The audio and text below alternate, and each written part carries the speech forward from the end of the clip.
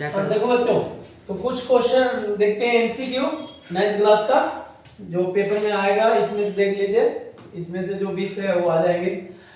Which of the following is a longitudinal wave? Longitudinal means क्या होता है? Longitudinal means क्या होता है बताइए जल्दी फटाफट। यानी कि ये जो है कौन सी अनुदैर्घ्य तरंग है। अनुदैर्घ्य मतलब जो आगे पीछे करता है, वो कौन सा है? तो देखिए हमने पढ़ा था साउंड वेव, यानी कि ध्वनि तरंगें। कौन सी है? साउंड वेव है, ध्वनि तरंग है। ठीक है, next question. Throw the phenomenon of persistence of sound after the source has stopped is called. कहता है कि source of stop, so after the source के बाद जो स्टॉप हो जाता है तो उसे क्या कहते हैं? तो मान लो यहाँ है, यहाँ से साउंड निकल रहा है और फिर यहाँ पे यहाँ से रुक गया, अब साउंड नहीं निकल रहा, फिर भी साउंड आ रहा है, तो वो है रिवर्बरेशन, इको, रेजोनेंस। रिवर्बरेशन है यानी कि प्रतिध्वनि। Next question. ध्वनि तरंग की आवृत्ति इसकी निर्धारित करती है प्रबलता, गति, तरंग दैर्घ्य, pitch. The frequency of sound wave determine its. तो देखिए हमने पढ़ा है कि जो फ्रीक्वेंसी है, जितनी ज्यादा फ्रीक्वेंसी होगी उतना ही ज्यादा हाई पिच होगा, यानी कि मीठी आवाज होगी, आवाज में स्वीटनेस होगा, मिठास होगा, तो हाई पिच होता है। और अगर कम फ्रीक्वेंसी है तो लो पिच होता है। इसका मतलब है कि पिच ही आंसर है। This is the correct answer. Next, ध्वनि की गति अधिकतम होती है। ध्वनि की गति किसमें सबसे ज्यादा होती है बताइए? तो हमने पढ़ा है कि ध्वनि की गति सबसे ज्यादा ठोस में होती है, यानी कि सॉलिड में होती है। किसमें? सॉलिड के अंदर होती है। ठीक है, तो यहाँ पे सॉलिड कौन सा है? स्टील है, तो स्टील इसका करेक्ट आंसर होगा बच्चों। ठीक है, नेक्स्ट, कान का कौन सा भाग ध्वनि कंपन को बढ़ाता है? तो कान का कौन सा भाग ध्वनि को बढ़ाएगा? ध्वनि कंपन को बढ़ाता है, कंपन को। ये क्या है? ये है आपका कान की अस्थियां, यानी कि ईयर ऑसिल्स। नेक्स्ट, एक प्रतिध्वनि सुनने के लिए ध्वनि परावर्तक सतह से आवश्यक न्यूनतम दूरी कितनी होनी चाहिए? तो हमने इसका प्रूफ किया था।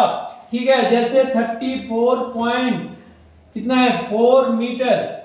ठीक है, तो इसका हाफ होना चाहिए, तो इसका हाफ कितना होता है? 17.2 मीटर, बट इसमें दिया हुआ है 17 मीटर, तो ये हमारा आंसर हो गया। ठीक है बच्चों, ध्वनि तीव्रता की एसआई यूनिट क्या है? ध्वनि की नहीं, ये ध्यान दीजिएगा बच्चों, ध्वनि का नहीं, तीव्रता भी साथ में, साउंड इंटेंसिटी भी है, यानी कि साउंड और इंटेंसिटी दोनों का पूछ रहा है, ओनली साउंड का नहीं। साउंड का होगा तो क्या होगा बताइए? साउंड का होगा तो क्या होगा बताइए? तो ये साउंड का नहीं, हमें क्या पूछ रहा है? साउंड इंटेंसिटी, यानी कि वॉट पर स्क्वायर मीटर होता है बच्चों, वॉट प्रति मीटर होता है, ध्यान रखिएगा, गलत मत कीजिएगा। ध्वनि में से किसी के माध्यम से यात्रा नहीं कर सकती है, तो हमें पता है कि ध्वनि निर्वात में नहीं होता, निर्वात में ध्वनि नहीं यात्रा करती है, यानी कि travel through, can not travel through, sound can not travel through. ये है आपका निर्वात, यानी कि वैक्यूम आंसर है इसका बच्चों। नेक्स्ट, निम्नलिखित में से कौन सा जानवर इकोलोकेशन का उपयोग नहीं करता है? इकोलोकेशन यानी कि इको मतलब गूंज, तो गूंज का प्रयोग नहीं करता है। ठीक है, इको का प्रयोग नहीं करता है बच्चों। तो देखते हैं, चमगादड़ बिल्कुल करता है, हमने पढ़ा है, डॉल्फिन भी करता है, व्हेल भी करता है, शुतुरमुर्ग नहीं करता है। तो इसका मतलब सारे आंसर गलत हैं और ये हमारा सही आंसर है आपका शुतुरमुर्ग, यानी कि ऑस्ट्रिच आपका सही आंसर है, करेक्ट आंसर है बच्चों। नेक्स्ट, बाधाओं के चारों ओर ध्वनि तरंगों के मुड़ने की घटना को क्या कहा जाता है? The phenomenon of bending of sound waves around obstacle is called.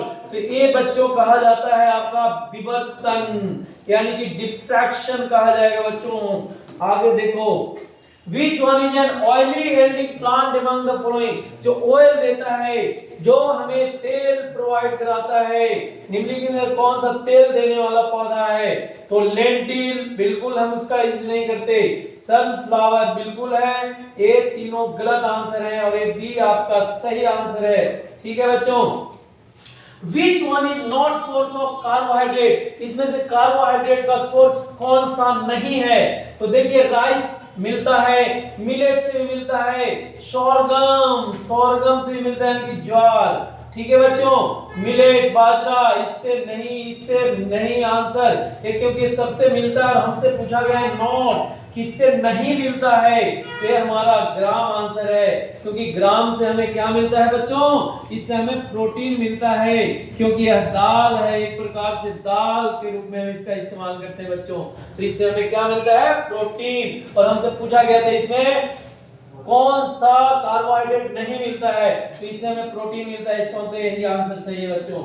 Next, Which one is not a source of carbohydrate? इसमें से कार्बोहाइड्रेट का सोर्स नहीं है, ये हो गया। Next, weeds affect the crop plants by, जो weeds है वो कैसे प्रभावित करता है बच्चों, खरपतवार फसल के पौधों को प्रभावित करते हैं, कैसे, खेतों में पौधों को बढ़ने से पहले ही मार देते हैं।